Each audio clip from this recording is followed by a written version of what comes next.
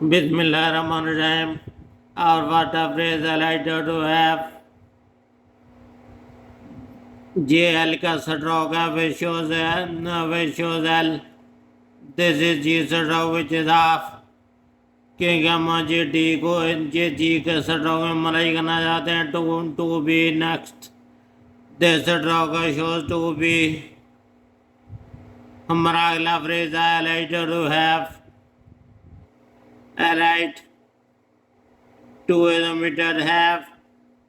This end पे J hook जो है जे हैव को शो कर रही है alight to have been alight to have been to is omitted have been this is have shows have been alight is are to says all this is all I is omitted desire. This J D का stroke है J S का circle है J R का stroke which shows desire. To is omitted says double circle जो कि says को show करता है all in all.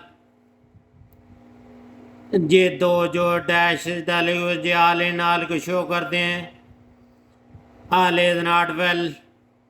आल ये सर्कल जो है इसको शो करता है नाट ये इनका सर्कल है जो कि नाट को शो कर रहा है वेल ये एल का सर्कल स्ट्रोक है जो कि वेल को शो करता है